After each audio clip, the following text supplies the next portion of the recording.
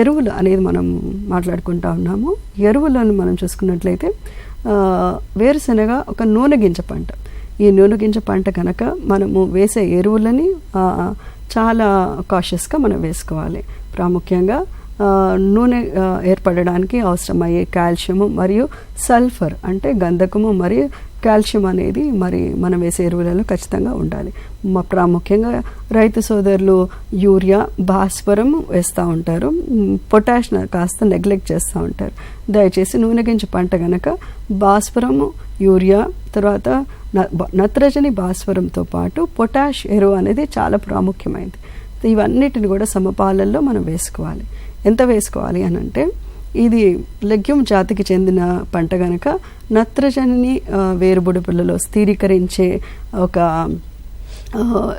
Asset అనేది మనకి దీంట్లో మనం గమనిస్తూ ఉంటాము. కాబట్టి యూరియా ఒక నాటేటప్పుడు 150 కిలోల లేదా 100 కిలోల సింగిల్ సూపర్ ఫాస్ఫేట్తో పాటు మనము ఒక 18 కిలోల యూరియా మరియు అలాగే ఒక 10 కిలోల మ్యూరేట్ ఆఫ్ పొటాష్ మనం కలుపుకొని మనము మొదటి దుక్కి దశలో వేసుకోవాలన్నమాట. దీంతోపాటు పంట ఎదుగుతూ ఉన్నప్పుడు ఒక నెల రోజులకు ముందే మరి ఒక మారు ఒక 20 కిలోల యూరియా అనేది మనము పంటకు వేయాలి. మనము అందించే భాస్వరం ఏదైతే ఉందో సింగిల్ సూపర్ ఫామ్లో మనము 100 కేజీల సింగిల్ సూపర్ ఫాస్ఫేట్ అనేది మనం వేసుకుంటూ ఉంటాము. దీంట్లో ఏంటంటే ఒక 21% కాల్షియంను అలాగే 12% గంధకంని ఇది మొక్కలకు అందజేస్తూ ఉంటుంది. కనుక మనము వేసేది సింగిల్ సూపర్ ఫాస్ఫేట్ ఫామ్లో వేసుకోవాలి భాస్వరాన్ని.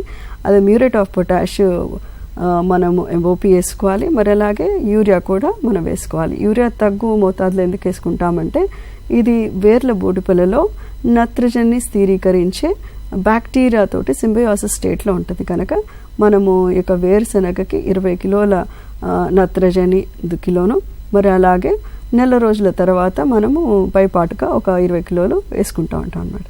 దాంతోపాటుగా ఒక పంట ఎప్పుడైతే 45 రోజులకు చేరుతుందో ఆ సమయంలో జిప్సమ్ అనే ఎరువుని మనం ఖచ్చితంగా ఈ పంటకు వేయాలి. ఈ జిప్సమ్ అనేది కాల్షియం మరియు సల్ఫర్ని మన మొక్కలకు అందజేస్తూ ఉంటుంది.